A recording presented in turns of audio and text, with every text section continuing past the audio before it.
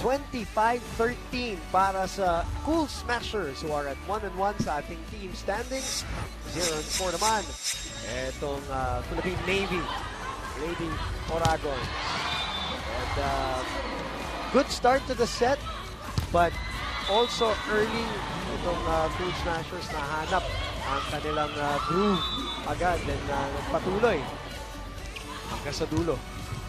Yeah, good start for the Iriga-Dragons with a couple of good, clean, powerful hits coming from Bubita and India, but lack of follow-through throughout the game. And Creamline Cool Smashers just really dominating it from the service line. Really, talagang they were taking advantage of the lapses in the passing formation of the Lady Oragons, and it just shows in the numbers. Hindi nila napaporma yung Lady Oragons, hindi sila nakapag-set up ng play, so they just have 6 attacks compared to 12 of the Cool Smashers and 2 service aces in the part of Creamline Cool Smashers. And yun nga, dami rin errors in the part of the Lady Oragons for a massive 12-point lead for the Creamline Cool Smashers. Cool Smashers want to make short work of the Lady Oragons today and keep this at 3 sets. But let's see kung magagawa nila yan. Earlier today, nanalo po ang Bangko Perlas over Motolite Ateneo. First game in 3 sets. An exciting first set. They were actually ahead. Ateneo was 24-22. And then Bangko Perlas came back, forced the extension, had a set point, lost it, and then got it back and then finally won. But after that, it was all Bangko Perlas. Just a maturity. The maturity of Bangko Perlas, who are made up also, of course, of former Ateneo players. Si Ateneo, Adamson, UP. Ayun. Yung sila Tiamson, Berzola, that's right. Tacoron, Villanueva, Emnas, and then the Hervasio, Jem Ferrer, among the Ateneo players who are there. In the meantime, 1-0. Speaking of Adamson, the former star, Gemma Galanza, with a good serve, and it goes back to them with an opportunity to score. Eliza sends it over. Cabriana opens. What a dig! What a dig! And you know, it's another thing that Gemma Galanza really worked on in her last 2 years. Her overall game, it wasn't just palo na lang ng palo. Yeah, it wasn't just attacking from the left wing, but also defense on the back row, and more importantly, yung pipe attack niya. Hindi pa niya pinapalabas ngayon, but you know how much damage she did in her last play in the UAAP from the back row. That pipe attack that we have to give credit, of course, to her training with Coach Air Pada. And then her overall game, she was also one of their better receivers and diggers and servers too. But I think yung service niya ngayon lang nagkumarga. Bumigat. Because I think in the UAAP she was still doing that standing play. Right. Eliza, who is another story. As you know, Doc, AJ, in their first 2 years, that's all we saw from her. Open, and the left wing, open. And then in the last 3 years, under Coach Tai, developed a great overall around game, including the serve. I think there was also one season na pinag-gitna rin siya. Yun pa, tapos nagkaroon siya ng back row kay Coach Tai, ano? Nagkaroon siya ng five attack.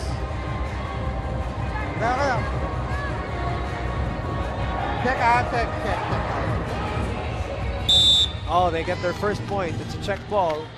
Olvita gets ball touch from the Cool Smashers. Fighting for that point. Rightfully so. Morato's pinky finger was involved. Even Gia didn't contest in that it. crime. Yeah. Good serve from Cabriana. Sato again. Balik kay Bombita. Na bumalik ang bola. Cabriana din, ala sa kabila. Delayed by Eliza Valdez's fingers. Oh, good block. Covered perfectly. Angled block. one major adjustment of Coach Egay for this second set is bringing back Igia as a middle from the opposite position. So right now she's doing a lot more blocking and quick attacks. Gia, that's over for Valdez too wide. 3, serving 4. The other thing that Valdez really suffered for her first 2 years was a bout with cramps a lot, remember? And then her condition improved, her physical condition, and the training improved with Coach Tai. So there was a nutrition factor also there.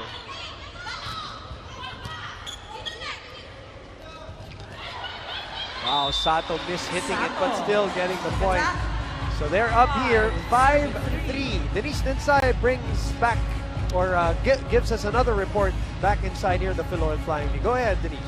Bumendok AJ, kasama ko naman ngayon ang one half of Gia Gal, and if you're not familiar with that, that's the ship name of Julia Morado and Miguel de Guzman. Now, Miguel, I want to ask, you know si G on the court, very cool, calm, and collected. Pero kamusta naman siya as a girlfriend? Well, as a girlfriend, she's the same as how she is on the court.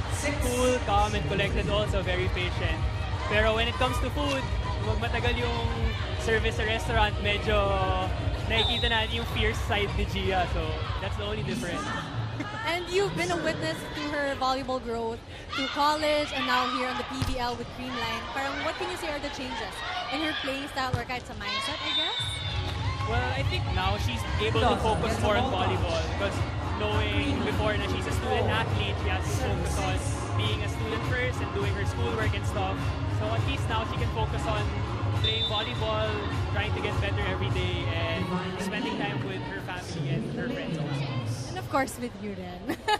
And so Miguel, would you mind greeting all the GL fans out there and our supporters to come watch PVL, the Open Conference, and of course to support Gia and the Creamline Cool Smashers? So for those who have been supporting Gia and the Creamline Cool Smashers, thank you very much, and I hope to see you guys here in the venues and the games, not only to watch the Cool Smashers, but also the other teams here competing in the PVL Open Conference. Thank you, Miguel, for your time. Balik sa inyo, Boom and Doc AJ. Excellent interview, Denise. And just for the record, we do have some chicken in front of us. If magutom kayo or si Gia, pwede silang pumulot dito habang may changeover. Oh, yeah. Habang may technical timeout. All right, we will be back.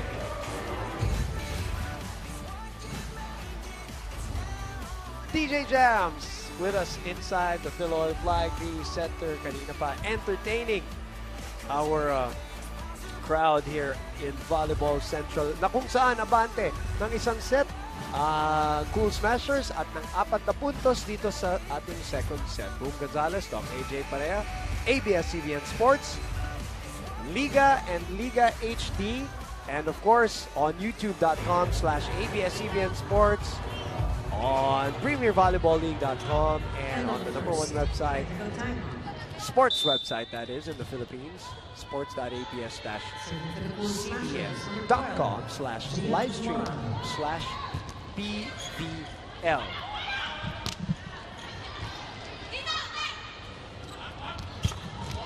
On the line, Melky Valdez. 9-4. Liza Valdez just bringing in the paint in this second set, just going above the blockers. Iriga-Navy, 9 out, 13. Tourism in. Hindi ko pa nakitang nalungkot sila. Yun nga yung sinasabi ko, tama, Rylen ba yan? Or hindi siya nanood nung last few games ni Risa Sato sa UAAP. Sa UAAP. Doon siya Let's go, Creamline Cool Smashers. Baka bago siyang fan. Baka bagong manonood dito sa PVL.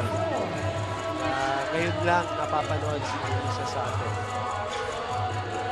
I think the happiest, the happier she is when she's on the court, the happiest people, obviously in general, and Doc, you know this, when they get a certain heartbreak, whether it's a personal heartbreak or in sports, mas matindi ang parang doble-doble talaga yung emotion yan. 5.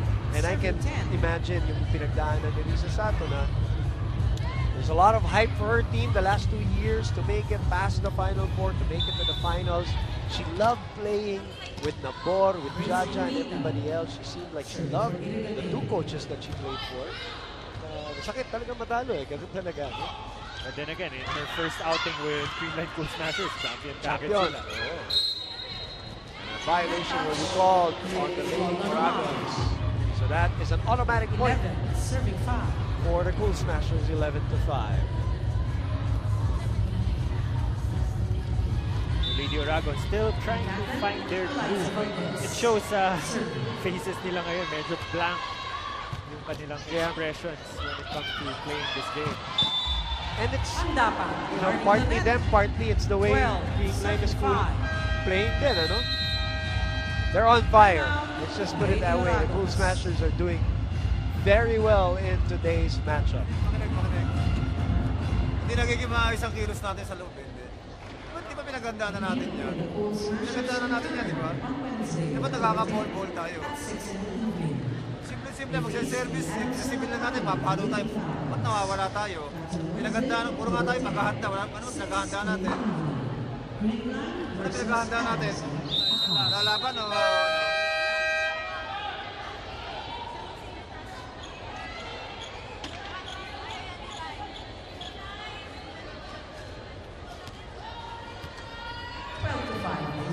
Coach Egay just reminding the players that nag-train naman sila for this and pinaghandaan na pinaktis na nila kung ano yung mga rotations nila during their training. It's not showing in their game right now. Scores on it.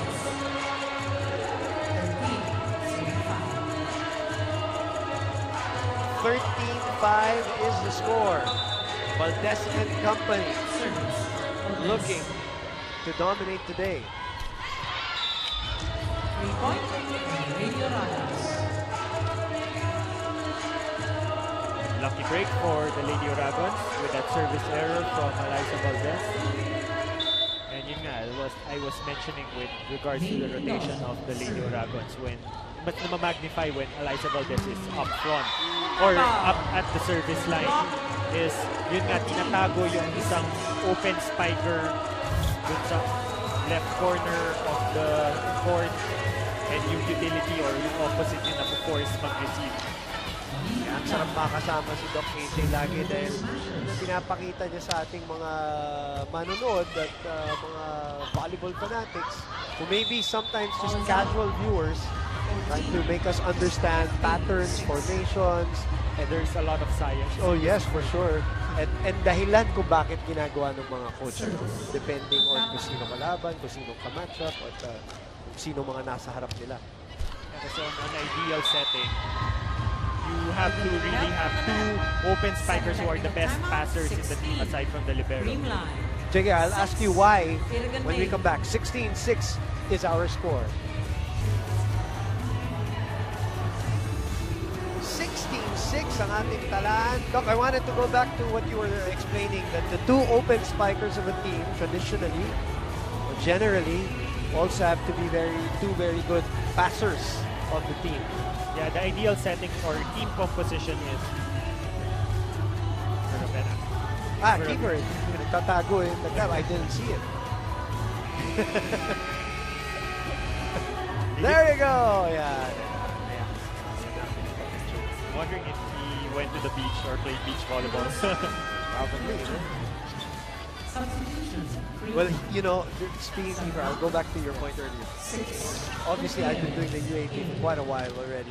When I would work with his mom, Rosie Ravenna, when we were doing UAP games together, he was still in high school, first year, second year. He would come over here dahil sasabay siya kay Mosey pa uwi or whatever. So he's always watching volleyball games here behind us when he was in high school. So, yes.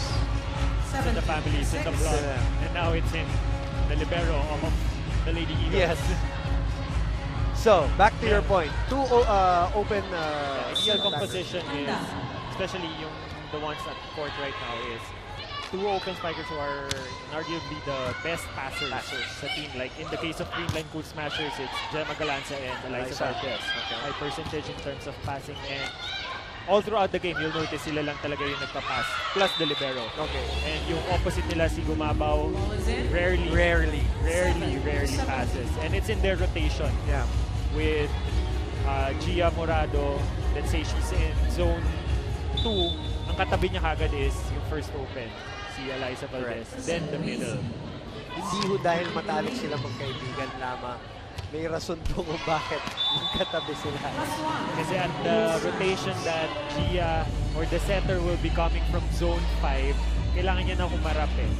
So at least, hindi siya magtatago kay Eliza or the other open. At hindi mapuforce yung other open to not pass. So that means in your position when you were playing, you did not pass a lot. Not much because Not I'm much. a middle. Correct. Yeah. Middle. Because you were saying that about Michelle. Diba? So I'm just emphasizing that so that people can kind of understand slowly yung natawag natin mga intricacies of the game of volleyball. Which Doc AJ always indulges us pagdating sa mga ganyan. Yeah, but during my time, Coach Oliver required me to pass. Because kasi ako yung captain, no? So he doesn't want me to go out of the court that much. So pag nasa back row, hindi ako papalitan ng libero, hindi even if I'm the middle. Hindi ka lalabas. Which is good for you, of course. Develop your overall game. Yeah. Well, bugbugan sa training when it comes to some defense. 19-8. And inatake ang reception ni Eliza. They get a point out of that. One thing that Iriga needs to do more right now is to serve aggressively, give Creamline Cool Smashers a taste of their own medicine. And at least hindi sila makapag-set up. Galanza, Tikar, Cabriana, open, nag-adjust si Bombita pero naipasok pa rin. Sato, hindi naabot. 5 for Sato. 10 to 19. So yun yung hinahanap pa nating connection with our pre-game interview with Gia Morado. That she had developed so well with Jasmine Nabor. Especially yun nga, si Sato and si Mandapat, a converted middle. So if they're gonna be up against the higher tier teams na talagang aaralin sila, it's one thing that they should work on fast. Gemma Galanza through the block.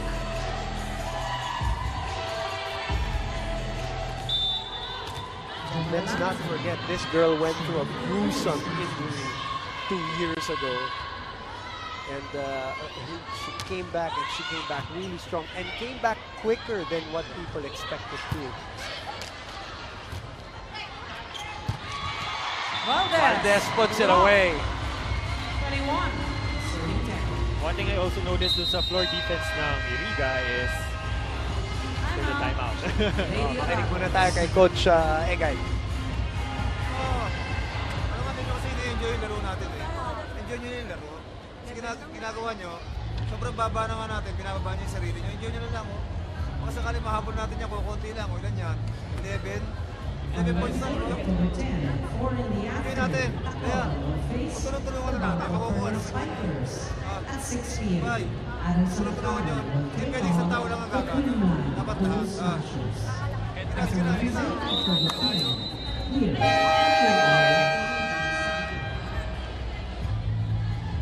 21-10 is our score. They were saying something private. Yeah, with regards to the floor defense of Iriga, and a lot of the attacks of Creamline, especially coming from the wings, are landing into zone 6. Given na si Eliza, she's not very intimidated by the blocker, so she's just going for an easy kill into zone 6. But what's happening is the defender of zone 6 ng Iriga is sliding into zone 1, anticipating a down the line.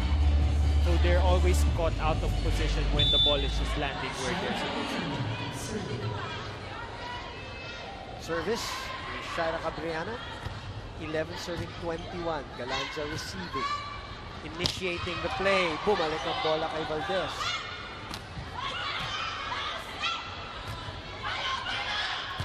Bombita. Sarado ang pintuan. 22-11. Great anticipation in the part of Risa Sato. For that. fudgy bar. Oh, bar. Sasarap.